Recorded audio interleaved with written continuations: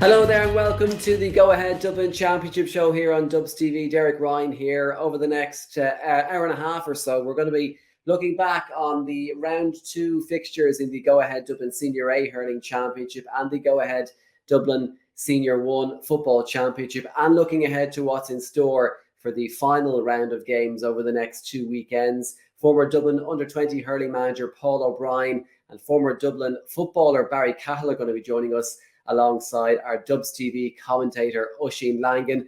A little bit later on for our club focus, we're going to be taking a look at Naomh Olaf and chatting to their chairman, John Summers. First of all, though, let's look at the hurling.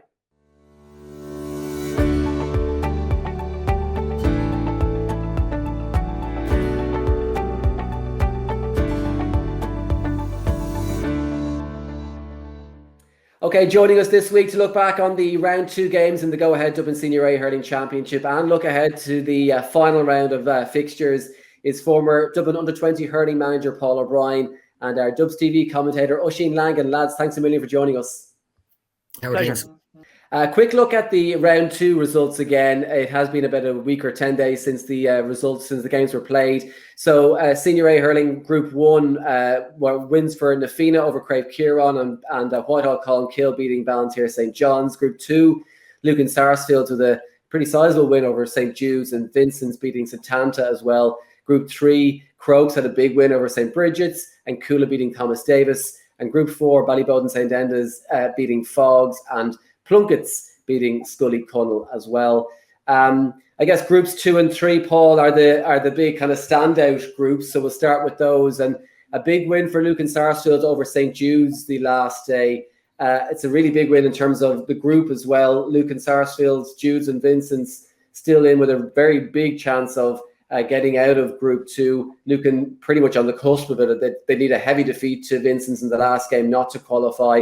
How do you make the performance of Lucan and what you make of that game there between Lucan and Jude's?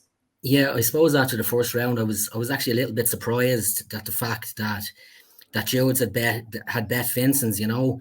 And it's a really interesting one because I actually think in 2020, Lucan went really, really well in getting to the championship semi-final. And I suppose with Chris after being put back in centre back, they've a real nice balance to the team, in how they're set up now. And like obviously Dowser and Paul Crummy done a lot of damage on the scoreboard, scoring a number of the goals there against Jude's. Look, I think Lucan are really, really well set, and they're going well, and they've a good balance between young lads and experienced lads, and they've a very strong bench. And like with Sean McCaffrey looking after them, they're well organised, they're really dogged, and I suppose they've had a number of different managers, but they're playing a similar type of system for the last number of years, and they seem to be getting the most out of themselves. So it's an interesting one. I think Lucan are kind of up there as one of them teams who kind of have a strong chance of winning the championship at this stage. But in saying that, they're playing Vincent's this weekend, who, as I said, I was a little bit surprised that they were bet by Jude's, because again, I think Vincent's are a real good outfit as well as Jude's, and I think there could be a small bit of a kick out of Vincent's this weekend, and the fact you said Lucan have that bit of a margin there, I think we could possibly see 3 teams finishing on 4 points there with Lucan still topping the group, you know, based on their comfortable win against Jude's, you know, because of them goals. Yeah, it is a pretty complicated situation. Actually, I'm going to go through the permutations really quickly. Now, we can spend all day talking about permutations at the same time, but the main gist of them is if 2 teams finish on the same number of points, the head-to-head results between the teams decide who finishes above who. But as you mentioned, if 3 teams finish on the same number of points, and that is if Lucan, Jude's and Vincent's all finish on 4 points in Group 2, it goes to score difference, but only in the games involving those 3 teams. So the results in the games involving the 4th team, in this case, it'll be Satanta's games, they're discounted completely. So it's slightly complicated if 3 teams finish on the same number of points. But from what I can gather, if Vincent's were to beat Lucan, it would pretty much, Vincent beat Lucan, but not by a huge amount, by 3 or 4 points, it would pretty much put Vincent's and Lucan through, and Jude's would miss out. You mentioned there, Paul, you were surprised by the result the first day between Jude's and Vincent's. What do you make of Jude's overall? I mean, again, it was a strange game the last day. It seemed strange, but the goals sort of skewed the game a small bit. Not saying that Lucan didn't deserve them, but it was kind of a strange game insofar as you couldn't really see how good or bad maybe Jude's were. What do you make of Jude so far in the championship? Yeah, Jude's have been good this year, and they're actually another team who are well drilled. And one of the reasons I was particularly surprised by that result against Lucan is, like, the two lads they have in cornerback, Mangan and McLaughlin, have been real mainstays of that Jude's team for the last, I'm probably going to do them a discredit here now, but I'm going to say 5 or 6 years. But like when Jude's were in the county final there a number of years ago, like the two boys were playing and flying it at that stage, and they're real experienced campaigners. And I was just surprised that Lucan got as many goals as they got. But that's credit as well to Lucan. I genuinely think that they're a team who are a serious contender to win this championship out, and they do have that real edge and bit of steel to them, But look, Jude's has scored heavily as well. Like Danny, I suppose Danny's the focal point of their attack or whatever. But like Kevin Lahiff, particularly the first day out against Vincent, was really, really good, and is a fella who's kind of doing really well in assisting Danny there, and they're well set up. They're well set up, and even Joey in the full forward line, they're good. Like, is there a danger, Paul? Sorry to jump in there, but is there a danger that sometimes Danny nearly likes to take too much responsibility? And I say that in a complimentary way to him. And if it doesn't happen for him, or he's not nailing scores, then maybe Jude's aren't as effective, and they could actually do with taking a little less pressure, or taking a little pressure off Danny, if that makes sense. Yeah, and you know what? There's one or two other fellas who need to be stepping up. Danny steps up all the time for Jude's, like constantly. Every time they're playing championship matches, he steps up. Like he stepped up with Dublin all year this year, and is a real leader. And it is very much about some of them lads around him stepping up with him, But kind of, I suppose this weekend Jude's are in limbo to a large extent, because you have to expect that they're going to beat Setanta by a few points or whatever, but their fate is out of their hands, sadly. Oisín, you had a look at, you were obviously there for the Lucan Starters v Jude's game. Paul's mentioned them as being potential winners of the championship. Obviously they got to the semi-final last year, and maybe surprised a few people last year. What did you make of their performance against Jude's the last day? Typical Lucan over the last couple of years, very hard working. The Crummies stepped up, a new goalkeeper in, didn't look out of place. Dowser, absolutely fantastic. They just have a nice balance to the team as well, and they have goals in them, and that can make such a huge difference in any match, particularly to tight championship matches. I was really impressed with them, and I think as well there's actually room for improvement. It's not like they won and you thought, oh God, okay, that's a peak for them. You actually got the feeling that they could do better. So I was very impressed with them, and I really do think, from what I've seen so far, granted there's a couple of teams I haven't seen up close or haven't seen too many times, I think they're certainly in the running, but I did like the look of them. We'll have a look now at Group 3, was the other group of death before the championship started, and certainly that was the case. Kimmicle Crokes, St. Bridget's and Coola and Thomas Davis. Crokes have qualified. They are one of the few teams who have actually secured the qualification. Crokes, Bowden and Nafina have secured the qualification into the quarterfinal stage. The big game this weekend is obviously St. Bridget's versus Coola, to see who will join them, because Thomas Davis are out. The last day, Crokes beating St. Bridget's. Oisín, we'll ask you about that, because again, that was a very another strange game. We've spoken about strange games already. St. Bridget's raced into this early lead and looked very commanding, looked very impressive in that first 10 minutes, and then fell away completely. Kimmicle Crokes completely took control of the game, and Crokes winning it in the end by 128 to 2-9. A really worrying first 10 minutes for Crokes, but a hugely impressive last 50. Well, the first half for Bridget's, they were excellent. Crokes, just about hung on to them and were level at halftime. And I won't say they were lucky to be level at halftime, but I think Bridget's were the better team in the first half. Granted, they missed an awful lot of chances, and I was kind of saying it on commentary, will they be made to regret that? And boy, were they. In the second half, and I'm not quite sure why this happened. It could be any number of reasons, and Paul as a manager will have a far more deep insight into this than I would. They look like a team whose battery went. Now, that might not necessarily be just down to a fitness thing. That could be just Crooks getting on the ball more, playing better, and then you're chasing the ball and it looks like you're tired. Maybe they went all out in the first half and just didn't have enough for the second half. I'd be curious to get Paul's view into that.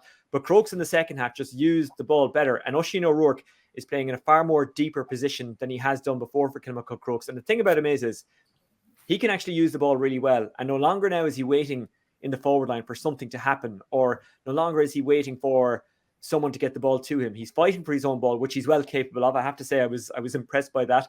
Normally with corner forwards, we kind of associate them with being presented the ball, which is unfair in the modern day hurling, because that's not what a corner forward is anymore. But Oisín dropped deep and he's loving it. I think he loves getting on the ball, spraying it around, taking the shot on when it's on. The other thing was that Lorca McMullen stormed into the game, absolutely stormed into the game, and he was good all throughout. But in the second half, he was up and he was down, and he was the fulcrum for Kilmacud Crooks. Wasn't there last year, was a big loss. And there's so much to admire about Lorca McMullen, by the way, on and off the field, for those of you who followed his story, and he's told it very well. But like they just took control in that second half, and I don't think Bridget's could lay a glove on them. Is there still question marks about Kilmacud Crooks? Yeah, there is. There's probably question marks on every team that doesn't win the title, because there's still bigger tests to come. But they were just immense in that second half. But Paul, like I was saying, I'm not quite sure what happened to Bridget's in that second half and why they look so flat. Was it an energy thing? Was it a just simple case of Crooks playing better? What was it? I don't know. I'm sure they're scratching their heads. And if they've identified the problem, then they have a chance against Cuala. But again, I know we'll talk about Cuala in a bit more detail in a while. But what Cuala is it? Is it the Cuala with a lot of players back, or is it the Cuala that played against Kilmacud Crooks on the first day that were missing players and weren't great? But as we say, aberrations can happen on the first day. Look at Ballyboden last year.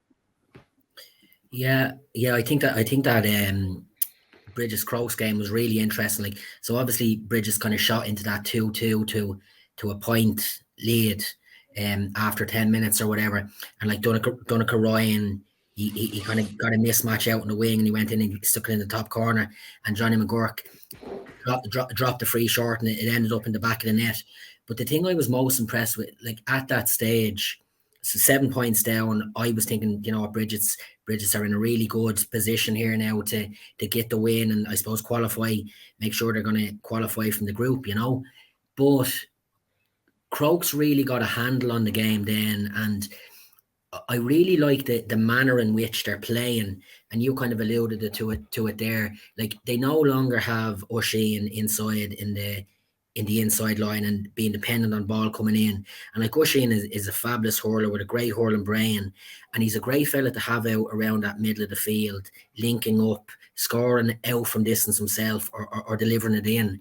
And like, Bridget's, particularly in that first quarter, they had their homework done. They were really well set up against Crooks and shot into that lead. But it was actually Crooks' adaptability that really impressed me that day, and particularly because their age profile is actually young enough. Like, they'd Davy Crowe playing, they'd Brian Shee, they'd Pádraig Linehan, they'd Mark Rogan, all lads under 21, Eddie Gibbons in the goal. And you forget as well how young Ronan Hayes still is. He's still one of their go-to guys, but you forget, actually, he's getting better all the time still. Yeah, and you know what? That was probably the thing that impressed me most about Crooks at the weekend. So obviously the first day out, Ronan Hayes ran amok against Cuala, and he scored 3-4 from play, or whatever he scored from play. Like, Andy Dunphy completely shut him down. But the important thing is, when he was shut down, Alex Considine, the other man in the inside line, Alex Considine was excellent. He won frees, he got scores, he ran at Bridget's, he caused a lot of hassle. And Alex Considine and Ronan Hayes as a two-man full forward line, like, they're carrying enough bulk and strength and pace to be covering the work of three men in there, So it's something I was impressed with, and very much with Crooks, and similar enough to Nafina in the other group. They might be playing with two men in the inside line, but that's more of an attacking strategy than a defensive ploy, if you know what I mean. That result, the Kilmacud Crooks win over St. Bridget's, sets up a really intriguing last round of group games this weekend. It's Bridget's against Cuala, as I mentioned. Crooks have already qualified. Paul, from the point of view of looking at the Coola so far in this championship, their opening day, as you mentioned, a really bad day against Chemical Crokes. They were without a lot of players that day, it has to be said. They kind of fought back a good bit against Thomas Davis the last day. They would have been expected to beat Thomas Davis 326 to 1-8, the final score. Got a couple of the lads back. They'll be hoping to get more of the guys back for this game against Bridges this weekend. What sort of Coola do you expect to see against Bridges this weekend? I mean, it's hard to tell without knowing, obviously, their team sheet, but the Coola we saw the opening day against Chemical Crokes, probably not the Coola that obviously not the Coola we've come to expect over the last few years, but not the Coola maybe we'll be seeing this weekend against St. Bridget's. Yeah, I'd agree with that, Derek. Like, even in 2020, we'll say that the championship last year, like, Coola were well bet by Na Fianna the first day out, and came back and won the championship, obviously. Now they got players back along the course of that championship, and they made adjustments which were good. I'm led to believe that Colin Cronin and Mark Schutte won't be playing. I don't know what the story is with the two O'Callaghan's who weren't there the first day out. Like, Coola, unlike some of the other clubs, haven't really got the strength and depth of replacements that Ballybowden do, or Lucan do, or Crokes or Na Fianna. And it's an interesting one. I do think that Bridget's will very much. Johnny McGurk is an excellent brain. He'll have his work done. He'll have his matchups right. Like Andy Dunphy will be looking after someone. Cottle Doyle will be looking after someone. They'll have their work done about the place. They'll be well set for Coola, and I would fancy Bridget's to turn them over. It'll be an intriguing game. That would be a huge result, obviously, if Bridget's were to do that, knocking Coola out in the group stages. That'd be massive if that was to happen this weekend. Oisín, do you see the same sort of thing happening this weekend?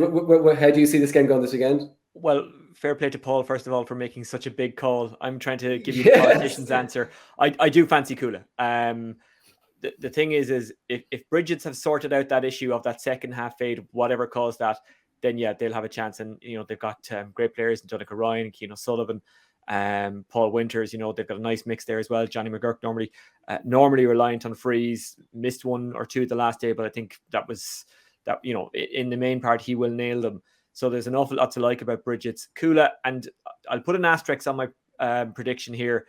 It depends on who's back, because as Paul has said, like, there's guys missing who I think even in the strongest of teams you'd struggle to replace. But the know-how in winning games when you need to win them is a big thing in sport, and I think Coola probably have that a bit more than Bridget's, you know, over the years. But look, maybe that's a prediction that I'm making because it's the easy one to say. You know, Coola, they've All Ireland titles, they've Leinster titles, they've Dublin titles, so, you know, I can't see them losing. But I think that win against Thomas Davis would have brought a bit of confidence back if the confidence had been knocked the first day. And I think I can see Coola getting through this one. But look, Derek, I could have a lot of egg on my face come the end of the weekend. It's as well there, just on that, like, and the four lads you mentioned from Bridget's, Oisín, like you mentioned Paul Winters and Donegal Ryan. Like, Donegal Ryan missed the first day out, and he seemed to be coming back from an injury. Yeah. Paul Winters didn't seem 100% right either.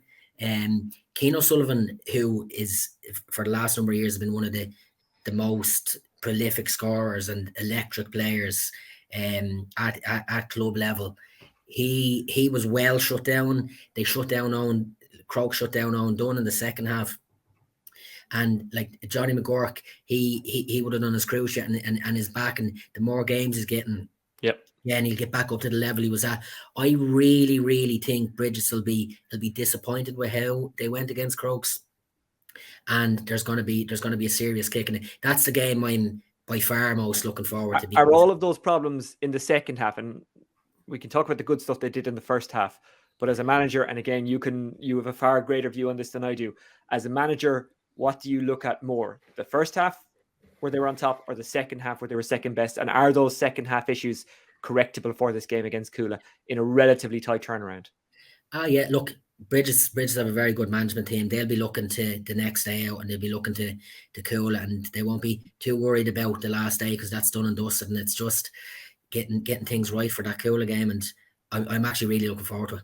Yeah, really, it'll be a belter. I don't know which of us is right or wrong, but either one way, of us is, and I'm or it could be a draw.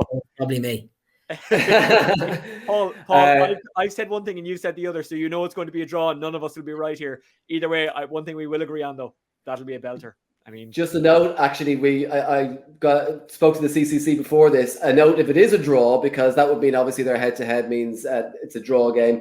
Coola will go through based on points difference overall. Coola are +9 so far heading into this final round of group games. St. Bridget's are +2. Yeah. So if it is a draw, it is Coola who go through with Kilmacud Crokes. But again, that's one of the millions of permutations we could have. That game, by the way, is live on DubsTV this Saturday evening at 5 o'clock on Saturday evening. Coola versus St. Bridget's. And in the other group 2, as we mentioned, St. Vincent's taking on Lucan Sarsfield Sunday at 4 o'clock. Also on DubsTV. Paul, I want to have a quick word. We mentioned in Group 2 Setanta and Thomas Davis. You know quite a lot about the work that's been done in those clubs in terms of trying to grow the game there. Obviously, it's difficult when you're in these groups of death, as Setanta were with Jews, Lucan Vincents, and Thomas Davis obviously were with Kilmacud, Bridget's and Coola as well. What sort of work is going on there behind the scenes to try and improve the game and improve hurling in those clubs? Yeah, I suppose Thomas Davis, Setanta have been up there for a while, but looking at Thomas Davis first, Johnny McLean done a really good job with them over the course of 3 or 4 years there, or could have been longer there even. But they came up the grades, championship wise. They came up at championship wise and league wise, and put a really good structure in place. And they've actually had they've had a few good minor A teams as well in recent years. And obviously Davy Keogh is a big leader within the team. But we'll say Jack Dalton, Adam Waddock, they've a lot of good fellas. Like I was actually looking at lads that were named on their bench, and like Derek Kerr is a good hurler. Like they've actually a lot of really good lads, and they're good, physical and abrasive. And they've ended up with Coola the last 2 years, and it's just been unfortunate that they haven't managed to get a winnable game, we'll say. And then Setanta, and I work in DCU very close to Setanta, and would have done small bits a few years ago with them. Setanta are a really, really good outfit and are really fighting against the tide of the way club hurling, we'll say, in Dublin is going, where there's some really strong clubs who are dominating the landscape. And they've been up there completely on merit over the last few years. And I think the restructure of the championship could allow them to get the opportunity to win a few more games at senior level. Because I think there's just the way it is at the moment with 16 teams, I think there's just a few games that just aren't working out in terms of the top 4 to 6 teams and the rest. We're going to look at now, so that's Group 2 and Group 3 put to one side with some big expectations for the game between Coola and St. Bridget's this weekend. Really looking forward to that game. Group 1, Na Fianna versus Craig Kieran. Na Fianna beating Craig Kieran, Oisín, the last day. It's season Na Fianna to qualify. They have 2 wins from 2, obviously, beating Whitehall the opening day. Your assessment of Na Fianna so far, Oisín? I'm guessing, like many people, they're certainly in the top 2 or 3 teams for people's predictions to win the championship this year. Well, I think what has really made a difference is the arrival of Liam Rush. I mean, a player like that, he does so much on the field, but I imagine he does so much off it as well. He's an anchor. Even if he doesn't have the most pace in the world, he always knows where to be, to get the ball and to be in the right position and to start an attack or to stifle an attack from the opposition. I think he's made a huge difference, and he could be the difference. And generally speaking, one doesn't like to pick out individuals, but sometimes an individual can make a huge difference. And I think he has made a huge difference. It's interesting with Na Fianna. They've got such competition at goalkeeper. They've got good players all over the park. But I think if you're asking me what makes me think they could be in the running this year, the answer is very much Liam Rush. Paul, it's much like Lucan Sarsfield. Lucan Sarsfield got to the semi-finals last year, as did Na Fianna. But Na Fianna, I guess, in a different way, have been coming through for the last few years. A lot of young players. We know a lot of the guys. Obviously, Donald Burke is one of the big players from a Dublin point of view and from a Na Fianna point of view. A lot of young guys in there. AJ Murphy doing very well. What's your assessment of Na Fianna this year? Can Liam Rush make that difference between them being semi-finalists last year and losing in the semi-final to potentially going all the way for the first time? Yeah, it's a really interesting one as well, because I actually think with the county this year, Liam probably had his best season in about 4 or 5 years. He's really trimmed down. He's a centre back. He's playing in the position he should be playing in. And Oisín used the term, he's stifling a lot of attacks, and he is, like, his reading of the game and doing. He's not flamboyant in the 2 games with Na Fianna so far, but he's doing the right thing.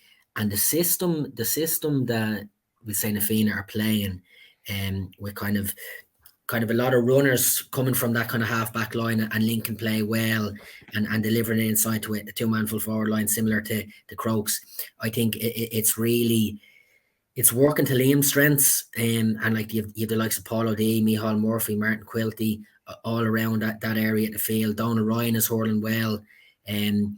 Sean Baxter is a fella there who's typically named at cornerback, but he does an amount of scoring, and they're really good at building attacks and moving forward. They're a team who have interested me so far because they played well in their 2 games. Again this weekend, they're playing Ballantyre. I think they're going to have come out of the group ill-prepared for the quarter-final. But I knowing their management team, Nelly and a couple of other people involved there, they'll have their work done, and they'll be right for, we'll say, a big game in 2.5 weeks' time.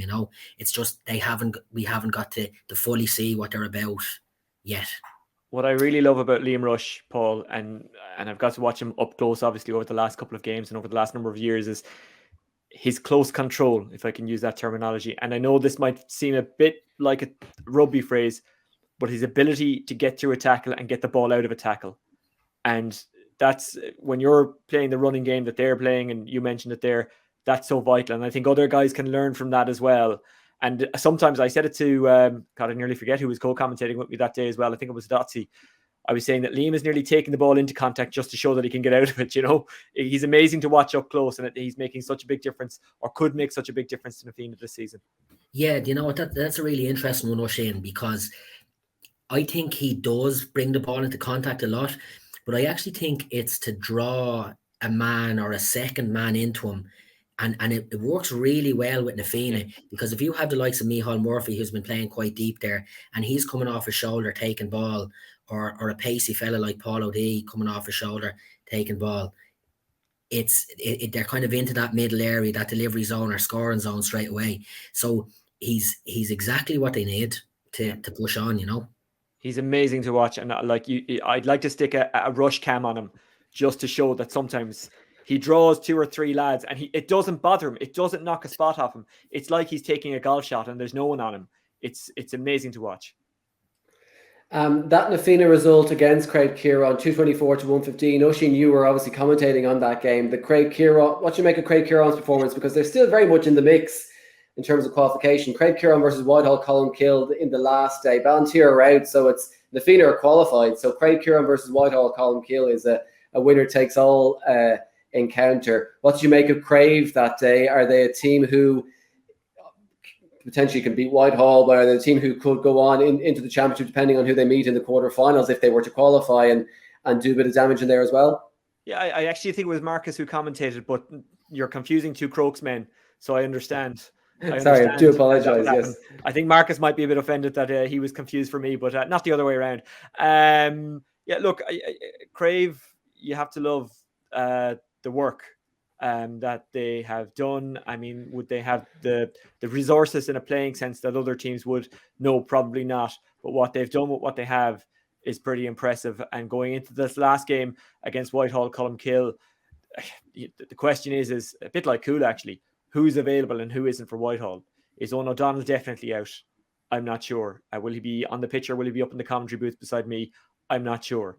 And he's such an incalculable loss. And he was for Dublin as well this season. I was saying it to people before the Leinster final against Kilkenny about Eoin O'Donnell. And look, obviously there was other issues. The COVID thing hit as well, which was, really costly. But even without that, you had Eoin injured. And I was saying to people, you don't understand how big a loss he would be to any team, let alone a county team or a club team. And that's the question I would have going into this game. Have Whitehall got their kind of injury issue, if not sorted, certainly improved? So look, that's a very hard one to call. And again, I can hide for cover here and give the political answer of, until I actually see the starting 15s and I know who's starting, it's a really difficult one to predict. Paul, the Whitehall result over Ballantyre St. John's the last day, 21 points to 115, giving Whitehall a chance to qualify. Big win for Whitehall. What do you make of that game going into the last round? The Whitehall crave. What's your expectations in that? Yeah, so look, I didn't see any of that Whitehall Ballantyre game. I was at the Whitehall Na Fianna game in Parnell Park. I think it was a Friday evening, and Na Fianna just blew them out of the water in the first quarter. And after that, there wasn't a huge amount between the teams, but the game was over after 15 minutes. I think Na Fianna had put up 15 or 16 scores at that stage. I won't be like Oisín, and I'll give an answer of who I think will win. I think Crave will win that game, because I think Crave are used to winning tight games where they need to go out and beat a team. And I think they've a lot of really, really smart hurlers. I think Billy Ryan and Cian Derwin are always dangerous in the forwards. And then we'll say half back line forward on top of that, like the likes of Conor Ryan and Robbie Mahon, Gary Kelly, Paul Kelly, their use of the ball is absolutely top class. And they'll pick pockets in. I would expect them to pick pockets in Whitehall over the course of the game and be successful. But again, Oisín is right. It depends on Eoin O'Donnell, and it also depends on how they deploy Dara Gray, who, like Eddie Moran, actually that day against Na Fianna after the first quarter, they put Eddie Moran, who would have been with the Dublin 20s in 2021, they would have put him onto Donald Burke, and he done a really good job on Donald Burke, because I was actually watching it closely and I was very impressed with him. He could be detailed to mark Cian Derwin or Billy Ryan, and if he's able to shut down one of them, fair play to him, because they're two serious operators. And it'll be just some of the matchups in that game will be interesting, because both teams have some really good players. And look, if Eoin is available, it'll be a massive boost as well. And as I said, where they play Dara Gray, and it'll be interesting. It'll be interesting. And look, they're two clubs 500 meters from each other, if even. So there's that nice little bit of an edge of a local derby to it as well, And knockout hurling as well, obviously. So that game is live, by the way, on Sunday afternoon, 2:00. Craig Kieran versus Whitehall Columkill. Part of a double header on Sunday. St. Vincent's taking on Lucan Sarsfields at 4:00. And we'll move to Group 4 finally. Ballyboden St. Enda's have now qualified there through 2 wins from 2 after their win over Fogs the last day, and Plunkett's beating Scully Cunnell. It means the last round of games sees Ballyboden taking on Scull, and Fogs versus Plunkett's in a winner-takes-all tie. The winner of that going through alongside Ballyboden St. Enda's. Oisín, Ballyboden versus Fogs. Big win in the end, double scores. 125 to 14 points. A double scores win. Probably unfair on Fogs, though. I mean, Ballyboden deserved to win, but probably not by double scores. What did you make of that game? Well, I think with Ballyboden, if they get a run on you, that's it. Good night and good luck. They've just got such strength and depth and scoring power as well. Generally speaking, and I say this as a Waterford fan and a man who plays junior F hurling, so believe you me, I know what it is to be the victim of a big score. If a team puts a big score up on you, then that's deserved. So look, Ballyboden pushing on 2 fronts again this year. Very impressive outfit. Great to see Conal Keeney still pressing on both fronts as well. He's an icon to all of us older guys who still step out onto the pitch. Granted, he's doing it at a far higher level than most of us. But yeah, look, Ballyboden, I think are certainly in the conversation for the county title. Paul, I think you were talking about beforehand, talking about the fact you're still a star junior 2 hurler, is it, with Crumlin? Junior C, so I'm a few levels ahead of Oisín now.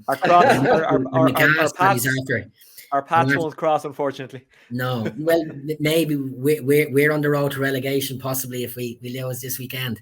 So I certainly won't be comparing myself like Oisín did to Conal Keeney anyway. That's I said, you know what? I said it to Conal Keeney once. I was kind of standing beside him. I was like, we're not even the same species. Like, I mean, I don't feel like I'm a human being when I look at you. Paul, looking at Ballybones then, is it? We mentioned Conal already. We mentioned Paul Ryan, who I think came off the bench in their opening game against Plunkett's. A lot of experience in there, a lot of young guys in there as well. They brought through a lot of young guys, so it's an interesting blend of players that they have, and it's about maybe how they all blend together over the next. They've obviously qualified for the quarterfinals, and they'll face one of the teams, the second place team in Group 3. So it'll be Coola or Bridget's, you would think.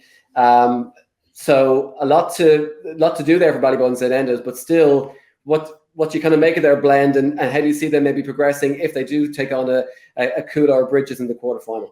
Yeah, you know what? I'm going to be honest, and I'm going to play that I don't know here at all. Bowden played 2 games. I was at their game against Oliver Plunkett's, and I actually thought Plunkett's had put it up to them a little bit more than they did. And they bet Fogs well, and Fogs played a sweeper trying to protect themselves. But you know what? Bowden are just able to regenerate and get lads in and go really well. I don't think anyone really has a clue about what Ballybowden are like, because over the course of the 3 games, they'll have used a lot of different fellas. They'll have tried fellas out because they know they're trying to be right. They're always going to qualify from the group. They're always going to top it. And they're trying to gear towards a quarter final. And I'd say possibly what's going on in the training ground over in Porky Muraku or Ballycullen or wherever they're training, I'd say that could be more relevant than what we'll see against Scully Connell at the weekend, you know. And sorry to jump in there, Paul, just on that point you were making there about we don't know what maybe their starting 15 is or what their best 15 is, and maybe they don't know either yet. Malachy Travers, I talked to him after the first game, I think it was, and he said that was something they wanted to look at. He said they were maybe a little light off the bench over the previous couple of years, and they wanted to increase those options because they had an awful lot of young players coming through. So if you get the likes of Ryan, Dooley, Mellett, and I know there's a mix in age ranges there, but you know those are still 4 good solid players. You know, if you get the likes of them playing well, then you have increased options after that. You're a pretty good outfit. But he did say that. He said, you know what, you get to minute 50 in a game, you want to be able to be sure that you have options to strengthen the team rather than be putting guys out there and kind of be hopeful. And it's something they obviously have been working on and looking at. So how that do we say experiment? I'm not sure how that evolution is going. I think you're right. I think we'll find out maybe in the knockout games. Yeah. Or game. You know? I don't think we're going to find out anything about Ballybowden this weekend. That's right. And like I was actually at their league game earlier on in the year against Coola, the very first day out, and both teams missing probably 7 or 8 fellas each. But Bowden's panel depth in comparison to Coola's was very noticeable, you know. And like they've a lot of good lads. They've obviously a lot of lads who played Dublin underage at various stages. And something I'm really impressed with is I suppose how they're using Aidan Mellett and his runs, like from really deep to get on ball and cause damage. The likes of Niall Ryan, they have serious options, and I really don't think anyone knows outside of the Ballybowden camp exactly what we're going to get. But like with Malachy Travers, Court and Mickey McCullough involved, they're going to be well prepped, and they'll probably come into that quarter final in a situation where, be it whoever goes to play against them, won't really know what they're coming up against, whereas Bowden will have their plan ready and they'll be good to go. But we'll see. An irrelevant weekend for them. Yeah, absolutely, because the big game in that group is Plunkett's versus Fogs, which is on Fogs versus Plunkett's at 3:00 on Saturday, live on DubsTV as well. That's in Parnell Park. That is the big game. You said you were at the Plunkett's, Paul, the Plunkett's versus Whitehall Plunkets versus Ballyboden game, Bowden in the first round. How do you see that game going? Because that is, again, winner takes all. How do you see Plunkets versus Fogs going? Yeah, do you know what? It's an interesting game. I think possibly whoever wins it won't go any further than the quarterfinal, but it'd be massive progress for either team to get to the quarterfinal. I actually think over the last number of years they played each other a lot in championship, and Fogs had just had the upper hand in it. Now, again, I'll make a call in it, and I do think Plunkets are going to beat them. I think Plunkets have a nice blend of young lads coming through. Some fellas I'd really like to see pushing on and going well, the likes of Ben McSweeney and Killian Hayes. Killian Hayes has been really good for them in their 2 days out so far, and in the league final, the Division 2 league final. They've a lot of good lads, Tom Cullen, David Phelan, Connor Scully, a lot of really good young lads coming through. And I'd like to see them take on, some of them young lads take on a real leadership role at Plunkets, because the day they played Ballyboden, like Niall Arthur was a big addition to them, and he was good in the league final as well. But I think some of them young Dublin lads need to be becoming the leaders rather than be it Niall Arthur or Bill McCormick in the goal. They were two really good hurlers and experienced hurlers. But the young if the young lads push on and surpass them in terms of leadership quality, then I think Plunkets will be a force to be reckoned with, you know. Okay, good stuff. Just a reminder of the fixtures this weekend before we finish up. Crave Kieran taking on Whitehall Colmkill in Group 1 is the big game again, winner takes all. Nafina already qualified, taking on Ballantyre St. John's, also in Group 1. That's Sunday, those games, both at 2 o'clock. The Crave Kieran versus Whitehall game in Parnell, and Nafina versus Ballantyre in O'Toole Park. Group 2, the really, really big game. Lucan Sarsfield's taking on St. Vincent, Parnell Park at 4 o'clock. Very much an intriguing group. St. Jude's taking on Setanta in the other game. Obviously, Vincent's needing a win to qualify from Group 2.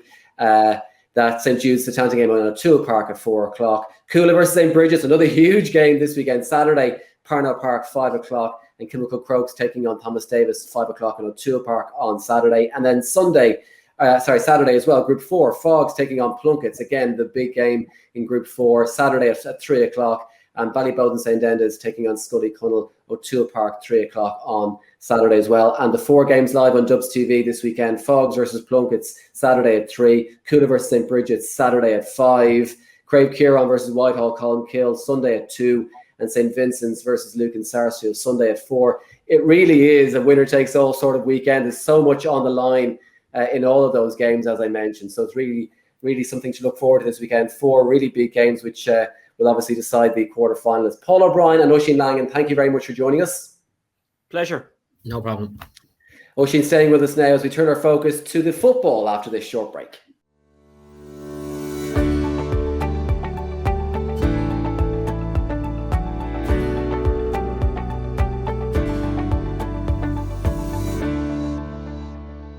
Okay, welcome back. Well, it's time to talk football now. Oisín Langan has stayed with us, and we're delighted to be joined by former Dublin footballer Barry Cahill. Hiya, Barry. Derek, good to be here. Well, it was a very interesting weekend of action in the Go Ahead Dublin Senior 1 Football Championship. Some big results which set us up very nicely for the final round of group games coming up in a couple of weeks' time.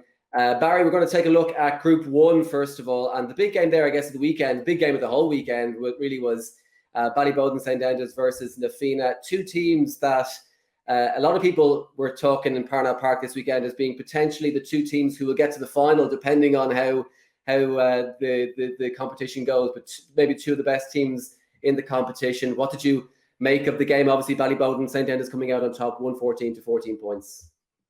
Yeah, I probably would have expected the Ballyboden to shade it. Certainly, they are 2 teams that are very much in contention, probably with the likes of Chemical Crokes and Ballymun would probably be the top 4 teams that I would see at this particular time. But, Ballyboden, they've been there and done it all at this stage. Very experienced, a lot of good talent there as well. And, not too many lads who are sort of full-time committed with the county as well, which certainly helps. You obviously have the two Pascals. I think Michael Dar Mccallig's away at the moment, so he's certainly a loss. But Ballyboden absolutely will be thereabouts. And Nafina, so Nafina have been coming for a long time, really. They have had all that underage success going back a few years now, but they seem to have a really nice mix. I think Desi Farrell did a good job with them a couple of about 3 years ago, brought them on a couple of levels, and yeah, there's just a lot of quality in that team. Whether it's Connor McHugh or obviously Johnny Cooper, and a number of other guys that would have featured with Dublin minor teams and Dublin under 20 teams over the last 3-4 years. So like that game will actually really will stand in the Fina. Even though they lost it, I think it's a good game for them to have under their belt, and should put them in a good place heading into the final round of group games. But it's a great time of the year to be looking at the club championships because there's so much to play for in this sort of round robin style. The last group game, pretty much everyone has something to play for, whether it's to stay out of relegation or to get into the top two, into the quarterfinals. So it really is coming towards sort of the business end of the season, and very much feels like knockout football from here on in. Yeah, big time. As you mentioned there, Barry, we were talking about it off air, the fact that actually no team has yet qualified for the quarterfinals yet in any of the groups. Chemical Crokes look very likely to do so, and a few teams look likely to do so, but at the same time, at the moment, no team has actually qualified yet. In Group 1, even Whitehall Colmcille have an outside chance of qualifying. It seems unlikely at this stage, but certainly they have a chance. Ballyboden, Raheny and Nafina all sitting on 2 points after their opening games. Just a reminder, Ballyboden against Raheny, their game will have to be replayed due to a regulation breach. So Ballyboden have only played one game, as ever Raheny have played one game so far. Nafina have played 2. Interesting, though, it will be as well from a Nafina point of view, looking at after the game at the weekend. It'll be first place in Group 1 will play second place in Group 2 and vice versa. So if you finish second in Group 1, you probably end up playing Chemical Crokes in the quarterfinals, and that might have been a carrot in terms of the weekend for this Ballyboden St Enda's and Nafina game to try and avoid Chemical Crokes for as long as possible in the championship. It looks as though, again, depending on how results go, there's so much to play for still in this group, but that result could be key in terms of deciding the quarterfinal places. Yeah, I think so. I mean, I know Ballyboden, as you mentioned, have to play Raheny next week, and then it's Ballyboden v Whitehall, which you'd expect them to win that game quite comfortably. I think Whitehall have been doing well to be competitive at this level, but it is cutthroat at Senior 1 club championship in Dublin. So certainly there was a lot riding on that Ballyboden Nafina game at the weekend. But for Nafina, if they get over Raheny then that weekend and into the quarterfinals, I think last year they had a brilliant, or 2 years ago they had a brilliant win over Ballymun at the quarterfinal stage. So look, you're going to have to play the top teams at some point. Sometimes it's actually beneficial getting them maybe a couple of weeks before they get into a final, when teams are trying to peak for, let's say, November time when the finals take place. So look, still a lot to be played for, and I still think there's a lot more in that Nafina team, so I wouldn't rule them out over the next month or so. The other game in that group as well, Raheny had a bad defeat in the game against Ballyboden St Enda's, which now has to be replayed nonetheless, but still they had a heavy enough defeat in that game.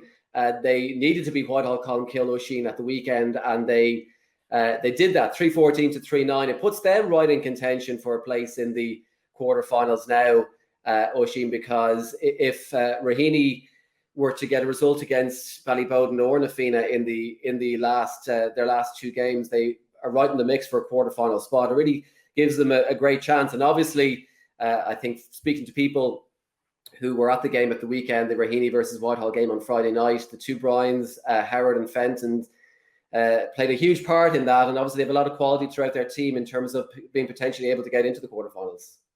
They absolutely do. And there's an assumption maybe with the refixture between Ballyboden and Raheny that because Ballyboden won it well the first day, that they'll win it well again the second day. I think Barry Cahill can probably tell you better than I ever could how hard it is to beat a team twice in a season. Yeah. Raheny, they had a really bad first day, but we've seen that in the championship before. Good teams can have off days and they bounce back. We saw it in the hurling last year. Ballyboden were battered by Kilmacud Crokes, and it was Ballyboden who were in the final, not Kilmacud Crokes. So I wouldn't be writing Raheny off in this group. I certainly wouldn't be writing them off for that fixture against Ballyboden. And look, you mentioned it, the two Bryans and everything around them. If they spark, then they're a match for anyone. And this is what I love about this championship. There are no givens. And you mentioned it there, Derek. And I understand why you would frame it that way, that maybe teams would want to avoid certain teams. But I think Barry raised a very good point that maybe you're better off getting what you would class as the better teams earlier. Look for example, at Ballymun Kickham's. They're missing a few players. Now, they're still an absolutely outstanding outfit. But if you could get them earlier rather than later when those viewers might be fitter and back, you'd be better off. Nafina, no Owen Merchant the other day. If he's back, obviously, I mean, they're a good team as it is. They're a lot better with Owen Merchant. Any team will be a lot better with Owen Merchant firing on all cylinders. Now, what the situation is with them, I'm not sure. But Raheny, certainly, they're absolutely not out of this. And that was a good win at the weekend. And maybe that's their starting point rather than the game against Ballymun where things went wrong. Ballymun are a good, or sorry, Ballyboden, I beg your pardon. Ballyboden are a good team. They got to run at them. And when it goes wrong in this championship, you will be punished because you're up against such good teams. So Raheny's still very, very much in this championship. Oisín, you were on DubsTV commentary duty on Sunday for the Group 2 game, Kilmacud Crokes against St. Vincent's. A very strange game, it has to be said, Oisín, because I think Crokes were 10 points to 1 up approaching half-time. It very much looked to everybody in Parnell Park like it was game over.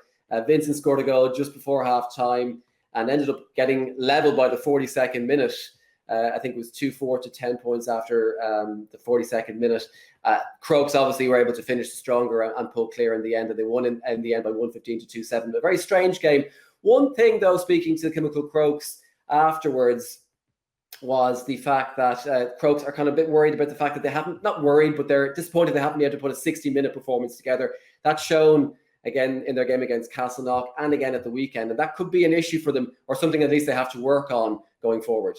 There's a mix of old and young in that team. And you have to keep in mind as well, they've lost a lot of experienced players. Like Cian O'Sullivan is a huge loss. Nestor in goal. Okay, Ferris played well the other day, but he's a bit of a loss as well. So they're kind of mixing in old and young players.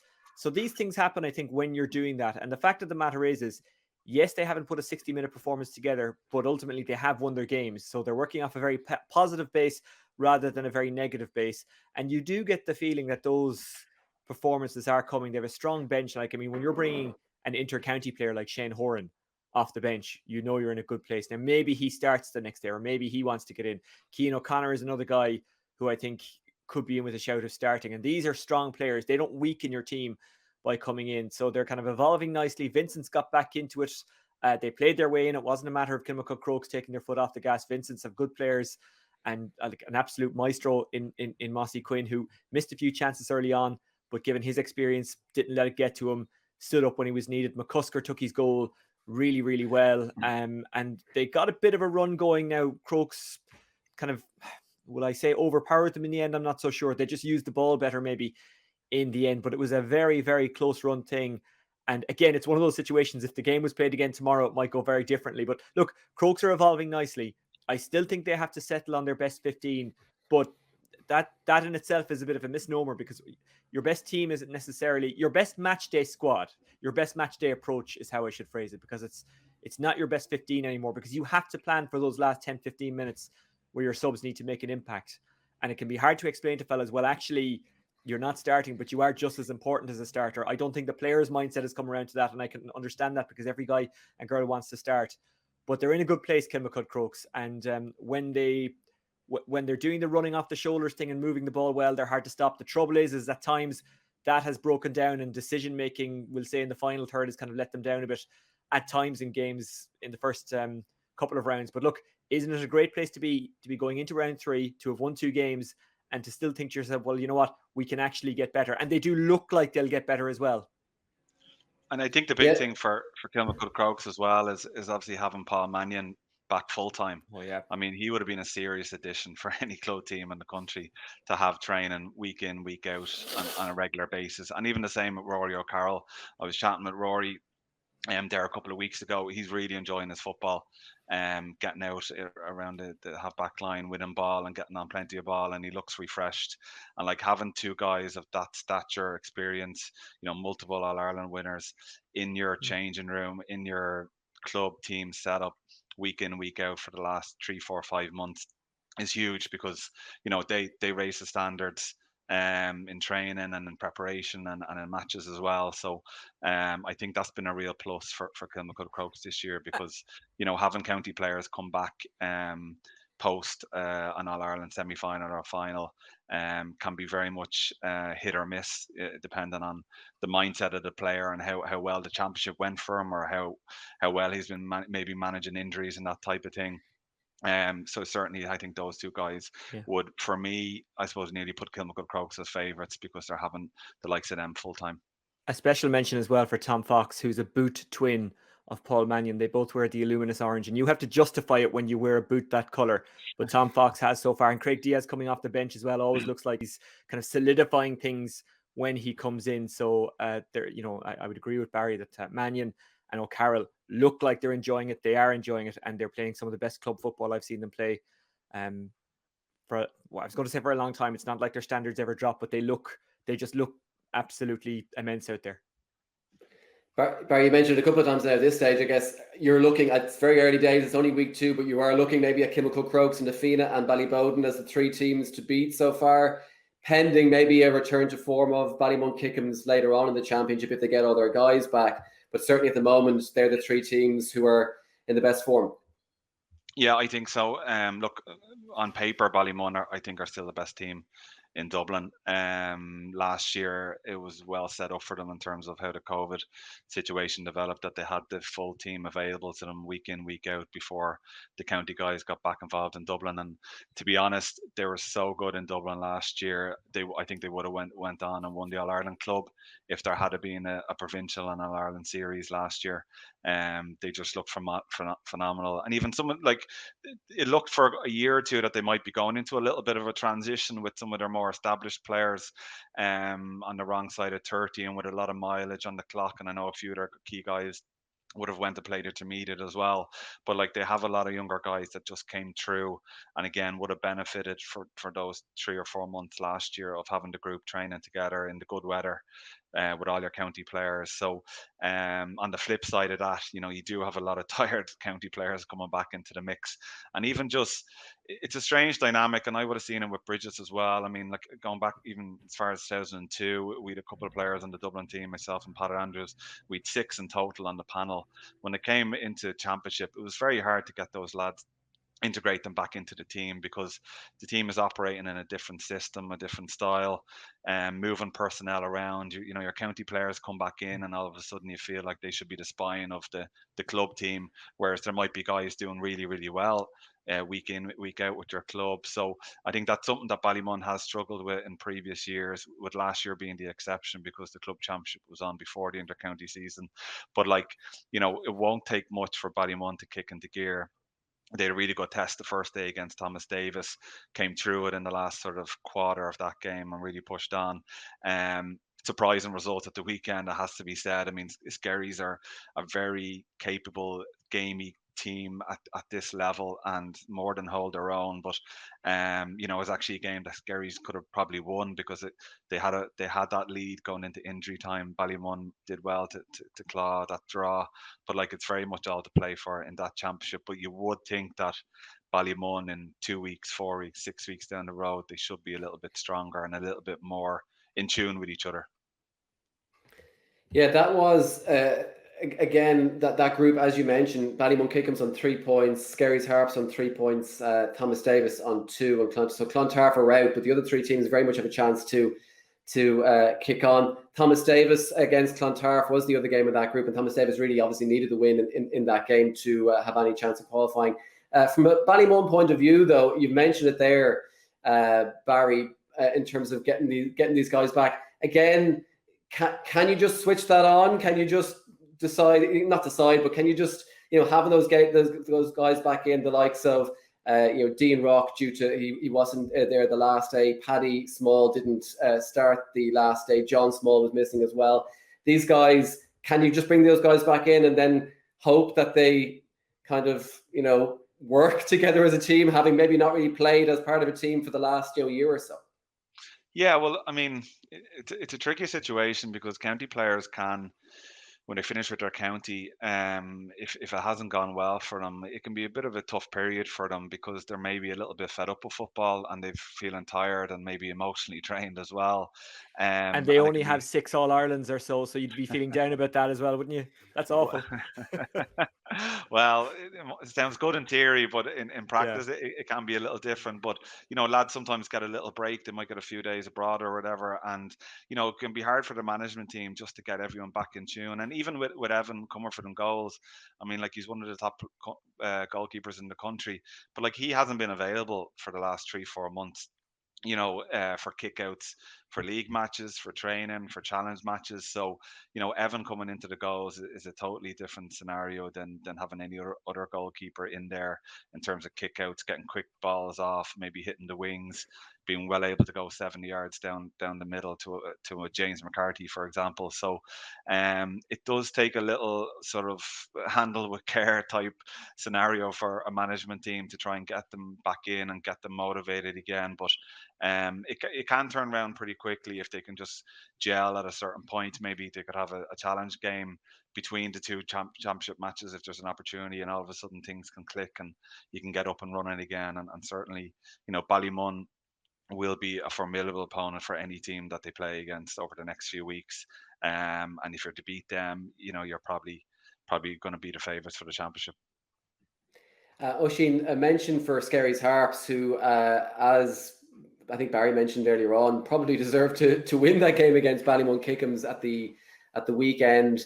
Had a few goal chances in that game, had chances to win the game. Obviously, they went a point ahead in injury time, and then Ballymun, Fick Andrews levelling the game with the last kick of the game to make it 112 to 15 points. A really young team.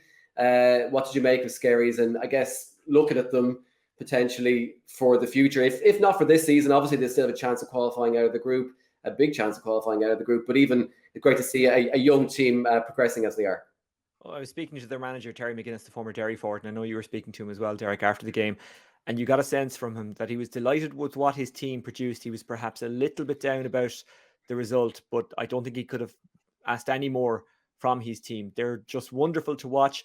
I think Barry made a great point there about when you have a team that has a lot of inter-county players and you're kind of dropping them back in late into a season, there's a lot of unknowns about it, because maybe they're carrying injuries, maybe they're a little down about how the season ended, and there's all these kind of considerations, whereas Skerry's, for the most part, have got to play together. They've got to work together, and you could see that during the game. And by the way, absolute respect for Fearon for actually going for the goal in the end and not just tapping over a point.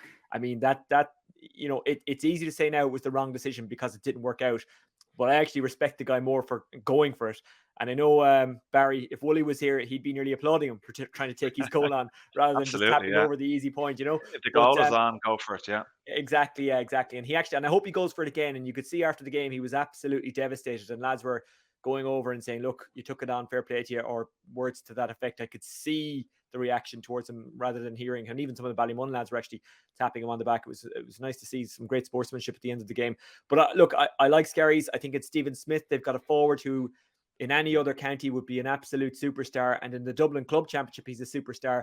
The door may not be shut on him in a Dublin sense. He may well play for Dublin. Again, I know he has done, I think, O'Byrne Cup in the past or whatever, and he played against the underdogs. But he can unlock any defence. He's unbelievably hard to mark. He's one of these forwards you'd hate to be on because he's always out in front. He's always twisting and turning, and he'll drag you all around Parnell Park. Like at one stage, I thought he had the Ballymun backline over in Donnycarney Church. His movement was just immense. So look, I love Skerry's. I love their game plan. I love how they go about it, and I love their work ethic. And it's a game plan that you have to be very fit for. And like from minute 1 to minute 63, 64, however much we played of injury time, they were up and down the park. And McGuinness in midfield, I think he was class. McGinley at the back. I was talking to someone from Skerry's before the game. They said he's just immense at fielding high ball. You could see that throughout the game. He was a rock back there. There's so much to love about this Skerry's team. And there has been for a couple of years at this stage. I mean, this is not a surprise package. They have been very decent and have been building over the last couple of years. And you have to love their progress over the years. Got up from intermediate and whatever it was, 2011, kind of and built their way up before that, obviously junior champions. And there's still a few lads from that kind of team that brought them through the grades. But they're a really hardworking team who use the football well and who play the right way as well. I mean, they'll drop back when they need to, but but they're not. I wouldn't class them as a defensive outfit. I'd class them as an offensive outfit. Barry, that scary result, one of the results of the weekend, but we did skip past probably the result of the weekend, which was Ballantyre versus Castleknock in Group 2. A really big result for Ballantyre St. John's, giving them a really good chance of getting out of the group. They are now on 2 points, same level with St. Vincent's on 2 points. Crokes are on 4, and Castleknock are bottom of the table with 0 points. But all 4 teams can still qualify. It's Ballantyre versus Crokes in the last game, and Castleknock versus St. Vincent's. And it's really all to play for in that group. That Ballantyre result really giving them a chance to get out of the group as well. Absolutely. And that actually wasn't really a surprise result for me. This Ballantyre team, they've been coming the last few years. You know, they got up to Division 1. They've more than held their own in Division 1. And obviously, you know, in Division 1, normally you'd have 15 league matches. And that's a great sort of foundation of games for you to play at that particular level and get guys used to the standard and what's expected of them for them to play then Senior 1 Championship. So, you know, they've held their own in Division 1. They've been up in the Senior 1 Championship for a few years. They beat my own club, I think Bridget's 3 or 4 years ago out in O'Toole Park. Fully deserved win. So they are here for good, I would say, because they have a lot of really good young players as well. They just recently won the Minor A or they got into the Minor A Championship final last year. They could be very close to winning the Minor A Championship this year. They have a lot of really talented young players who would have represented Dublin at minor and under 20 the last couple of years. And even to Oisín's point earlier about Skerries, they don't have too many inter-county players. So for a manager, I mean, if I was going out to manage a club team, my preference would certainly be to nearly manage a senior team that doesn't have inter-county players, because you're working with the same group of 20 to 25 players week in, week out, and you have plenty of time to work on kick-out strategies, your transition of play, set plays, all this type of stuff. Having those guys committed 3 or 4 times a week, every week for the last 5 months, it's invaluable, really. And certainly they put it up to Vincent's the first day, which I expected them to. And I know from chatting to a couple of the Vincent's guys that they were happy just to get out of that game with a win. So the win over Castleknock doesn't surprise me, because Castleknock made phenomenal strides there for a number of years, and got to the county final there 4 or 5 years ago and a county semi-final. They've probably regressed a little bit, and since then they haven't quite managed to stay at that level and build on that momentum, which is probably only natural, really. But certainly I like the look of Ballantyre, and I think we'll be watching them a lot more in the knockout stages of the Senior 1 Championship over the next 2, 3, 4 years.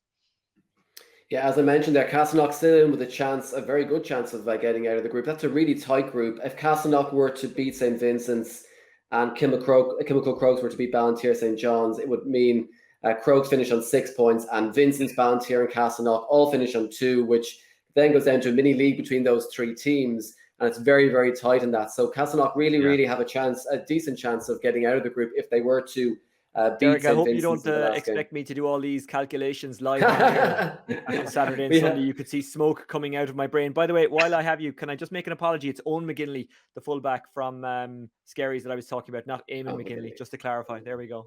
Good stuff. But we have Vincent's game, that's very much a 50-50 game. Vincent's are going through a little bit of a transition at the moment, which again is only natural considering the heights they hit for so many years with so many top class players, and not just county players. They had an unbelievable crop of very, very high quality club players there in the mix, going back maybe 3, 4, 5, 6 years. So Vincent's are a little bit of a transition, and I very much see that as a sort of 50-50 game, and nearly a sort of winner takes all the following weekend when it takes place. Yeah, we'll have to get the calculators out for the last day, because it could be very, very complicated in terms of who goes through and who doesn't go through, depending on literally a point either way. Could see a team, a team winning by 4 points or 5 points could be the difference between them getting out of the group or not. We'll go on to Group 4 finally, and now another group that's going to cause us problems on the last day, I think, because it's still very much up in the air. The results from the last day: Lucan Sarsfield's just edging out Round Towers Lusk, a really impressive Round Towers Lusk as well, 112 to 111 the score in that game, and St. Jude's beating Plunkett 317 to 115. It means Lucan and St. Jude's both have 3 points after their drawn in round 1. Lusk have 2, and Plunkett's are out. Oisín, I guess we'll start with yourself. That Lucan versus Round Towers Lusk game, again, a game that people would have looked at maybe and said Lucan will win it, and will win it. I won't say well, but will win it. Lusk impressive though, and maybe a little bit unlucky as well to not come out of the game with something. I think they were, and I think they might look at the penalty decision and debate it. Harry Ladd ran at the defence. He was fouled and landed in the square, if I can put it that way. I'm whether he was fouled in the square or not, I'm not sure. But look, these decisions go for you and they go against you. They were desperately unlucky. But look, credit to Darren Gavin and Emmett O'Keneela of Lucan, who ran up and down the park all day. I'm very, very jealous of Darren Gavin's mop of hair, but more so his footballing ability. Emmett O'Keneela was class as well. Brendan Gallagher, a long-time servant of Lucan, has played inter-county football with Leitrim. Just, again, the typical corner forward, getting out in front, picking his shots, not afraid to take defenses on. It doesn't seem to matter how many guys are on him or who's on him. He'll always do something positive with the ball. Generally, it's getting a score, but sometimes it's making that pass as well. I did like Round Towers of Lusk. Have to say, didn't know too much about them coming into today or that day because I hadn't seen too much of them over the years. But they had a really hard-working team. McKittrick up and down the park. Jack Hussey, brilliant game for him. I think as well, Howley, took responsibility as well. And I'm mentioning individuals here, which I appreciate. I probably shouldn't, but these are guys that just from memory jumped out at me regards their performances. I think they were desperately unlucky. I think they'll say maybe it was something a game they could have got something out of. But as I was saying on commentary throughout last weekend and the weekend before, and hurling and in football, and it's a point you raised there as well, Derek, there is actually such a thing as a good loss, as silly as that sounds, in this group format. Because as you say, it might come down to scoring difference. It might come down to, you only losing by 1 as opposed to losing by 2. It could get that tight. So I mean, this is a very competitive group. But Lucan, look, they worked incredibly hard, and they eked out the win. I think Brendan Gallagher, you could say, maybe was the difference for them, but O'Keneela and Gavin are quite the engine room. Barry, a look at the St. Jude's result. St. Jude's beating Plunkett's by 317 to 115. Jude's now on 3 points. Jude's is one of these teams who've been kind of in and around the latter stage of the championship for a few years, but obviously haven't been able to win it. They have the quality, the experience in the team. Can you see them kicking on this year and doing something in the championship that they haven't been able to do before, which is win it, but even get to the latter stages this year as well? What do you make of this Jude's team?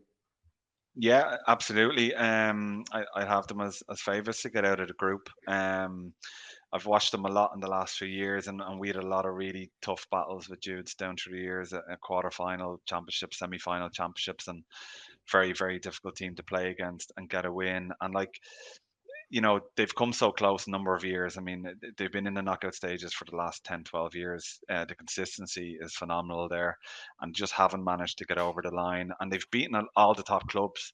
They've beaten all the top contenders on a quarter-final, semi-final stage, but just fell over the final hurdle. But look, Kevin McManaman, I've spoken to him before about this. Like, he would do anything to win a Dublin Senior Club Championship medal. And he's been really trying to drive that for the last number of years. He'll be coming back from not having played with Dublin much this year, very keen, very highly motivated to do well with the club over the next few weeks. They've brought in a few outsiders in recent years, but they've seemed to have gelled well and integrated them well into the group. And yeah, they're a difficult team to play against because they do play that sort of counter-attacking brand of football, but they have some really top-class finishers inside as well. They don't really need to score a huge amount to win games, and they can do it both ways. They can go defensive and win a tight game, or they can go all out as well, as you saw from that result against Plunkett's, which probably was expected. I mean, Plunkett's a lot of their key star players have sort of coming towards the end of their club career. They've done very well to win, I think, the Division 2 league title in recent weeks. They had a very good minor team last year, so they'll be hoping to bring through as many of those players as possible over the next 2 to 3 years. But they're probably in a bit of a transition. So, Jude's against Lusk will be a tight game, but I'd expect Jude's to come through and get in as group winners in that one and go into the quarter final with a lot of confidence. Okay, great. So just a reminder of the fixtures before we go for round 3. Well, first of all, in Group 1, the round 1 game between Ballyboden St Enda's and Raheny has to be replayed. But also in Group 1, the round 3 fixtures are Whitehall Colmkill versus Ballyboden St Enda's and Raheny versus Nafina to come in round 3. Round 3 fixtures for Group 2, Ballantyre St John's against Chemical Crokes and Castleknock taking on St Vincent's. A really tight group there, and looking all to play for in that group. Ballymont Kickham's versus Clontarf in Group 3, and Thomas Davis against Skerries Harps. Again, plenty to play for in that group. And Group 4, as you mentioned, Jude's against Round Towers Lusk, and Lucan Sarsfield's taking on St Alpha Plunkett on Row. So all to play for. Like I say, plenty of calculators out for the final group round of games. It's all on you, Oisín. We're pinning all our hopes on you, so don't let us down. Numbers are not my thing, you'll know that. I'm Listen, glad we're guys, wrapping up actually, because there's a guy after starting a lawnmower outside, so it's good timing. Fantastic. Good timing. Barry Cahill and Oisín Langan, thanks a million for joining us today. Pleasure. Thanks, guys.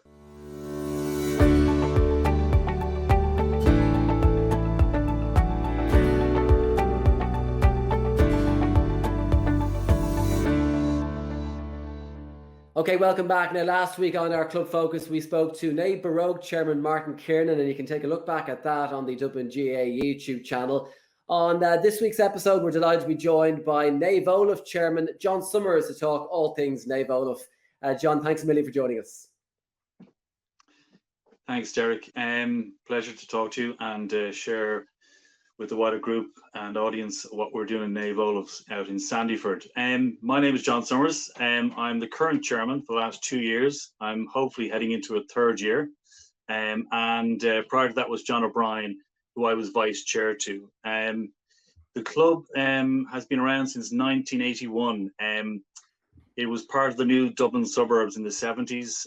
Myself, I grew up initially in the 70s in Ballantyre in Ludford, and parallel to that, the likes of Dundrum, Churchtown and Ballally were also bringing new families into the neighbourhood.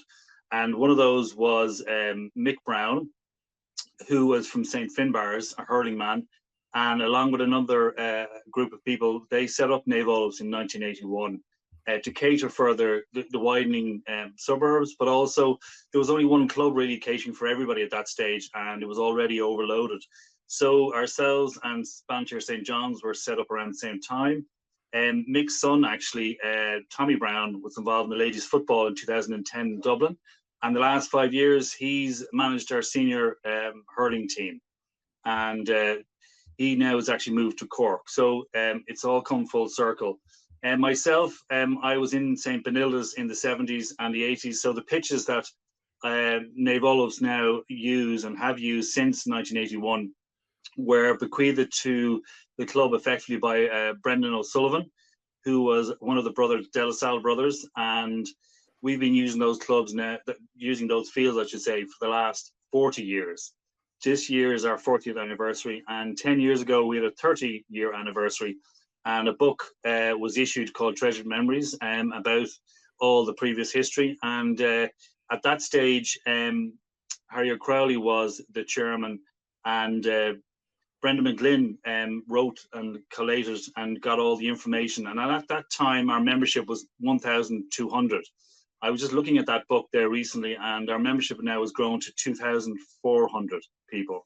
And so we've had a good lot of growth, and that tests me to a lot of people who kept the wheels turning back 10 years ago and kept the academy going, and the likes of Ronan Hayes in the academy, Liz Doyle, and our GPO Darren Egan at that time in the schools put the face of the club out in the community. And as a result of that those efforts over the years, we've increased, and there is a kind of a vibe of a country vibe within the city of this club, which is just on the suburbs of the city underneath the Dublin mountains.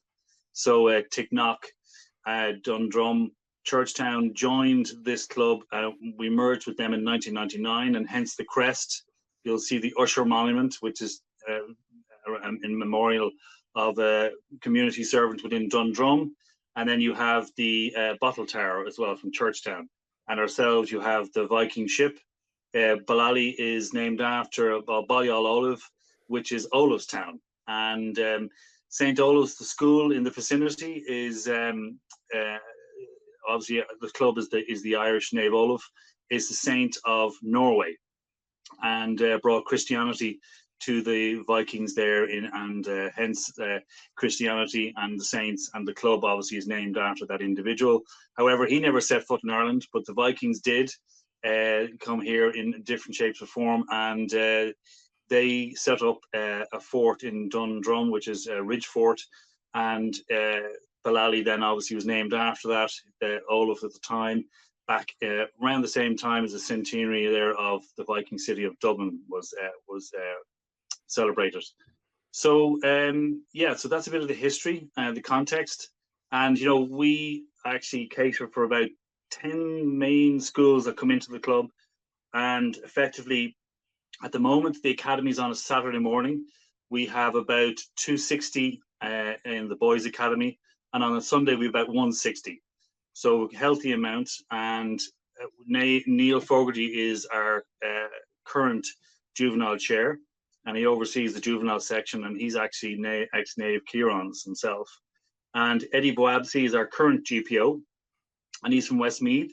And then we have recently an addition, part-time Chloe Mccallig, who is a player with the club, but she's also recently qualified as a GPO. So we're delighted to have her join the club to cater for, as I say, 2,400 people. And within that, we've about 1,200, 1,300 playing individuals. Our gender rate is actually nearly 50-50, which is fantastic.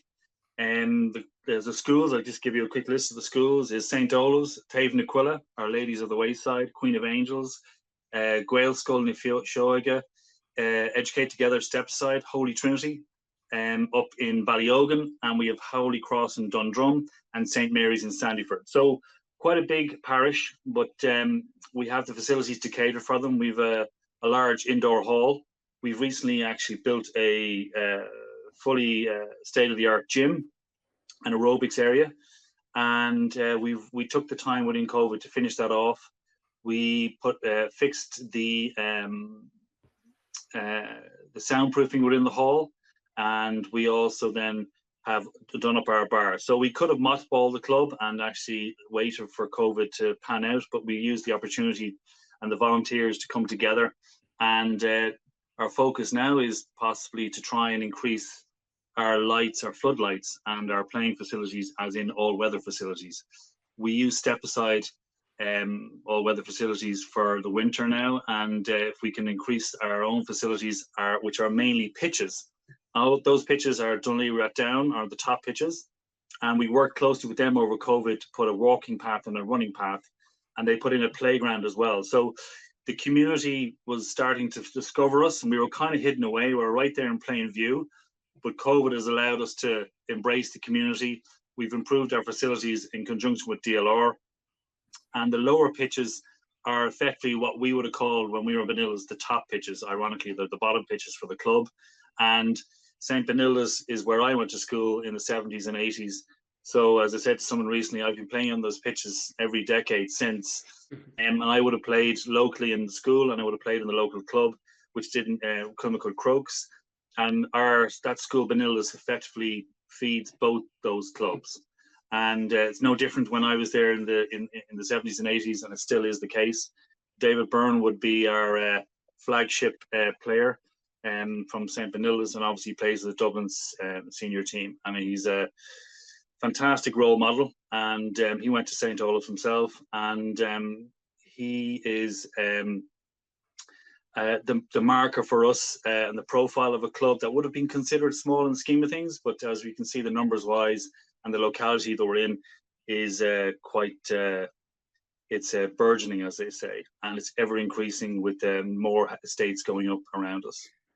Yeah, I mean, you mentioned Davey there. Obviously, David Byrne, somebody who's very well known. And just to talk about you mentioned there that obviously a lot of work that's gone in at juvenile and academy level over the past few years. But from a senior level point of view, and maybe even just the under-20s, we saw this year, for example, Kieran Foley, Donald Levy, and Finn Murphy were involved with the Dublin under-20s hurling panel that won the Leinster title last summer for the 2020 Leinster title earlier on this summer. So a lot of the work that you put in at underage level and juvenile level over the past number of years is kind of coming to fruition from a senior level point of view. How are your senior teams doing at this stage, and maybe where do you see them growing and improving over the next few years? I know Dotsie O'Callaghan, for example, is with your senior hurlers as well. Yeah, as I say, Tommy has, after the last 5 years, has led that hurling ship and did a great job there, and he's handed it over to Dotsie Callan, who stepped in, and he's liked the feel of the club and the players we have there. And the last few years, we were up in Division 2, we've gone to Division 3, and the quality and the numbers coming through, as you said, you mentioned the 3 gentlemen, we feel that there's potential in that club, in that team. And same on the ladies side, actually, we actually have 2 camogie teams now, which we didn't have before. We have 3 ladies teams, and so those numbers are beginning to come through, and we're creating platforms for that growth, for ultimately to keep all these people playing sport and hopefully playing our sport. And it's for us, and the onus is on us, is to create as many teams for these young people coming through to land on, and particularly the younger groups, and to allow them to mature in their own time to get up to the senior level. So we've been doing that. Ronan Burke is the adult chair, and we've been trying to strategize, trying to make sure that happens. So we've done a lot over COVID, notwithstanding we haven't been able to use our facilities indoors. We have been looking at, and as we said, we've gone out and we've got Dotsie in for the hurlers. The senior footballers are Division 2, Senior B, and Michael Bride's an ex-Cavan footballer. He lives locally now, and his family are in the club, and he manages that team. And our second team is Division 5, Junior 2. Our third team is Division 9, Junior 4, and our minor football is Division 3 B Championship. And our hurlers are Division 3 Intermediate. As I say, Dotsie's there. And our second team there is Division 6 and Junior Championship. And the ladies, Division 4 Junior B, Lee Waters of Donegal and Wicklow, with our own Sean Farrell, are looking after that team. And they recently won the B Shield, and their second against Erin's Isle. And our second ladies team just got beaten in the championship semi-final by a very strong Plunkett's team. So the senior camogie is Division 4 and Intermediate B. Mary Gibney, I have to give a shout out to her. Mary would have been one of those few people in Dublin before 2010 who kind of pushed and kept camogie on the agenda. And as a result of people like that, camogie is now flourishing with the amount of ladies taking up GAA football, but also camogie. It's fantastic. My own daughters now are in both codes, and it's a testimony to that work and effort around Dublin, Mary Gibney being one of them. And we're seeing the fruits of that. We now have a junior camogie team, Division 7, and a minor Division 4. And we have a Division 1 team in the club, is actually on the ladies' side. It's under 14, actually. My own daughter, Billy Summers, is on that team. But Owen Ryan runs that team with Gavin Fitzpatrick. And so the future is good. And it's up to us to make sure that the platforms for these, I suppose, children coming through and young players. And that's what we're doing with the likes of Ronan and the rest of the management groups. And we're looking forward to seeing the club ultimately, before the club is kind of achieved very well in the 80s and 90s, and maybe underachieved slightly after that. And now ultimately, it's up to us to take ourselves more seriously and put ourselves out there. And Davey's done it himself, and the team now are following through on all the other codes as well. And there's a see it, be it element to it, and you can see it on the ladies' side. And we've got a couple of minors on that ladies' adult team, and they're mixing fantastic. So we're very much in a positive state in numbers, but also the quality of the football and the hurling coming through in the camogie. Yeah, it's brilliant to see the guys, obviously, you have in charge of the teams, some really good people in charge of the teams there, guiding the guys along. And Dotsie's is certainly one of those people who, at the whole of Dublin, a man who the whole of Dublin really loves. Yes. From a hurling point of view, so to have him in charge is fantastic. And obviously we've seen the likes of Kieran Donald and Finn doing so well with the under-20 hurlers this year, and obviously Davey has been such a key part of the Dublin senior football team for so long. So quite a lot of strength there. And I guess that kind of shows the work that's gone in at underage level over the last number of years. You did mention COVID there, and you've actually seemed to have nearly taken advantage of the COVID situation. I'm talking about from the work that you did at the club to take advantage of the kind of time away that people had. I'm sure you've had also faced some issues as any club has done. What are the sort of issues that you have faced and that clubs in general, I guess, throughout Dublin are facing during COVID and post-COVID, that hopefully as things progress and as things get better, we can try and get beyond over the next while? Yeah, no, well, COVID came along and no one knew how long it would last. And so we kind of hummed and hawed as to what we would do, but obviously the priority was everyone's safety. And then it came back quite quickly in June in GAA terms, which is fantastic. So I think over the period of time, the on and off that we've had, COVID, there was a concern, well, if people reprioritize their time and where they need to do and what they'll do, etc., that maybe the likes of sports and the likes of the commitments that are required and the volunteering in element, it might suffer. But I think what people realized was that for their own well-being, the volunteering element and the children themselves, they missed that structure. They missed that interaction. And if anything, we've, in numeric terms, we've increased our membership because the word of mouth was out there. The club has a friendly atmosphere. And so we've succeeded in numbers and etc. But now our strategy is to try and coach the coaches, because we have a lot of parents who may or may not have GAA backgrounds as well. So for those children to come through and to get the best out of themselves, it's up to us to create that environment. And that's where Eddie Babsey from Westmeath, our GPO, he is doing a coach the coaches and Chloe's doing the schools.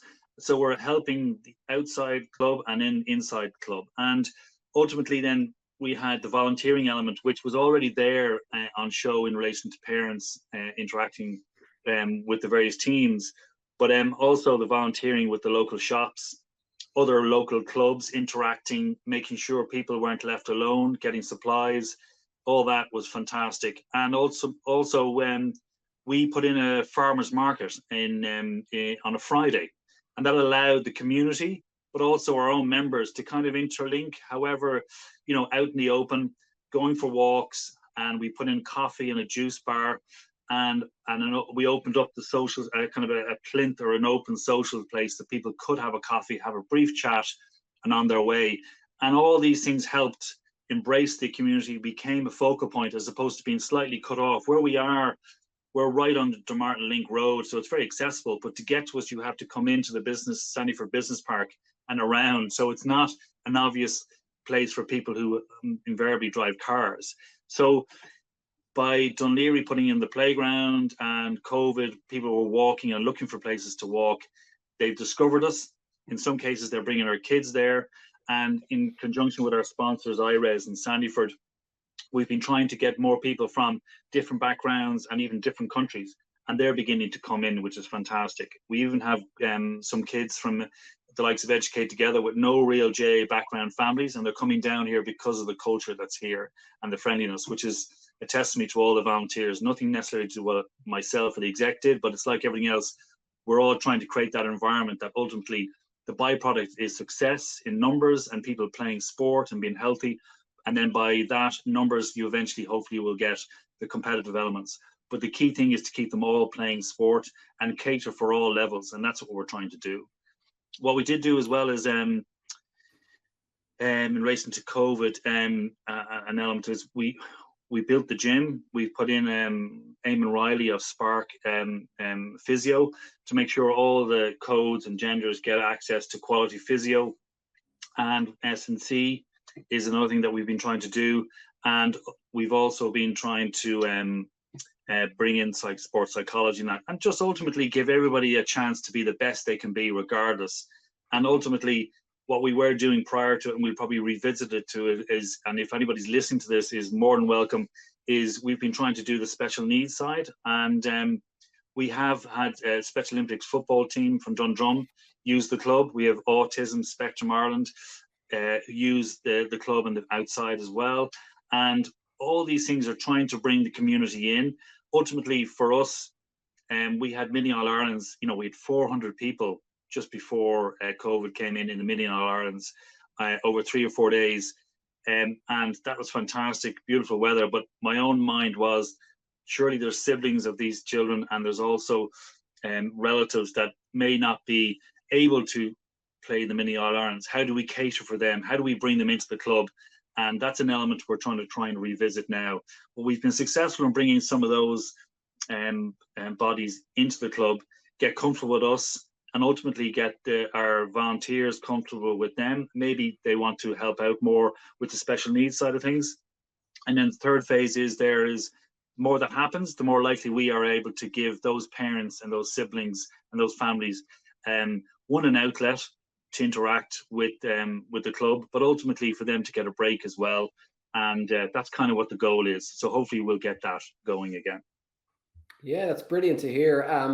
That's obviously one of the aims that you have for the future of the club. Is there anything else that you're looking at over the next few years? Again, COVID kind of delayed a lot of plans for a lot of people, but now that we are reopening a little bit, have you anything else that you're kind of looking towards over the next couple of years? Yeah, as I said, look, we're putting in the ground, the framework for all the teams and the numbers coming through so that they can play and keep playing and compete. And ultimately, there's always a space for the top level, but we want to make sure everybody plays. But to combine with that whole element is we've obviously improved our facilities and our walking facilities with DLR. And we also have brought in a green charter, and we call it a Muffween Square, which is, I don't know if you're showing my age, Gerd van Gelden and Eamon de Butler were one of the kind of pioneers in the 70s and 80s around wildlife and biodiversity. And obviously that's kind of out there now. And Gerd van Gelden, the Dutch artist and wildlife photographer who worked with RTE, he lived in Sandyford. So we approached their family to see if we can use him and his emblems to, put a face to our initiatives and ultimately educate the children and the schools and ultimately our members that, we play in an environment. COVID is one thing has shown us that we're walking around, our environment is very much, we're in it and of it.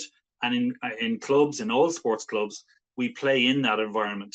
And this way it shows a way, it's a tangible way of making that connection from that macro to that micro level that, we can make a difference and then we can learn to make a difference. And we have beehives on the roof and I had a jar somewhere, but I don't have it now.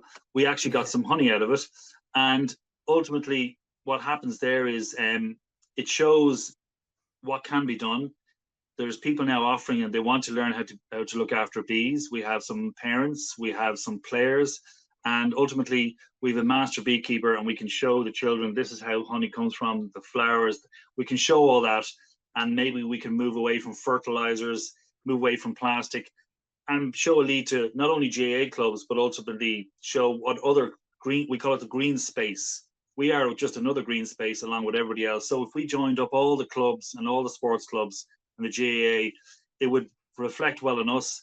But also it shows that connection between the community, the Mecallig, and their bigger picture that we're always hearing from on high, and ultimately make it easier for us to play and live in a nicer environment. You've mentioned already volunteers and how important they are to the club. How do people get involved with Naomh Olaf? A lot of people living in the area around Naomh Olaf, I'm sure a lot of people would be interested in getting involved, but maybe don't know how to do that. So how do people get involved with the club if they wish to?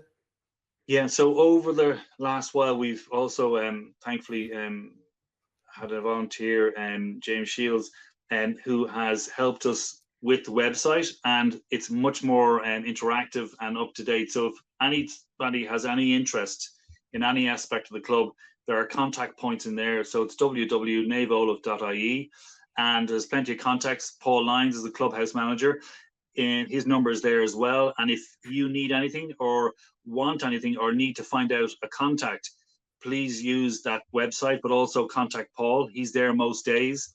As I said, we have a farmers market on a Friday. And again, to our own members as well. And this is a great outlet for us to kind of show and try and tell the bigger picture, because we can't meet all 2,400 people. And obviously COVID has kind of stopped us from doing that and kept us apart. So this is another great opportunity for us to kind of explain, not only to the rest of Dublin and whoever looks at this podcast, but to our own membership. It's a great avenue, and we appreciate that opportunity. And we're also involved in Sandyford Business District, which is the 4 parks, and I am a board member on that. And it's non-executive, non-paid, but I kind of represent the community within the Sandyford piece, within Naomh Olaf as a JA club, and we try and work with local companies to make this place a better place for people to work, live, and ultimately play, as they say. So, and we work with Dunleary on that. We try and push the Sandyford area, but also explain what else is going on, not only within our own club, but around Sandyford, and make it more attractive to live and to ultimately to work as well. Brilliant. There's so much work going on in Naomh Olaf. It's fantastic to see. Like I say, check out, as you mentioned, check out naomholaf.ie to find out more about what's going on at the club. I had a look at the website last night, and there's a lot. It's certainly been updated recently. You can see that, and there's a lot of information in that as well. naomholaf.ie, where you can find a lot more information out about the club and what's going on. John, thanks a million for joining us today. It was fantastic to hear about all the great work being done at Naomh Olaf over the last number of years, which we've seen now in terms of the players that Naomh Olaf are producing at a senior level for Dublin and at under 20 level for Dublin, but also the work that maybe we haven't seen from a Dublin point of view, but that's certainly been going on at the club over the last number of years. And you've mentioned already the aims you have for the future as well, which is fantastic to see. So thanks a million for joining us, John. You're more than welcome. And again, thank you very much for the opportunity. And as I say, anybody wants to get in contact with us, feel free, and we can share the information, even if they are interested in some of the initiatives we've talked about. Happy to share and get involved. No problem. Brilliant, John. Thanks very much for joining us. John Summers there, the Naomh Olaf chairman, and that is the Go Ahead Dublin Championship show for this week. A reminder of the 4 games that are live on DubsTV this weekend from the Go Ahead Dublin Senior A Hurling Championship. Round 3 games. It's Fogs versus Plunkets on Saturday at 3, followed by Coola taking on St. Bridget's on Saturday at 5. And then on Sunday, 2 games, Crave Kieran taking on Whitehall Colmkill at 2 o'clock, and St. Vincent's versus Lucan at 4. Some intriguing battles awaiting there. Tune into DubsTV on both our Facebook or YouTube channels.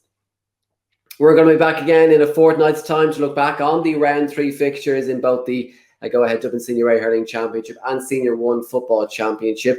In the meantime, keep an eye on the Dublin GAA social media pages for all the latest news. We are at DubGAA Official across Twitter, Facebook, and Instagram. Thanks for tuning in, and goodbye.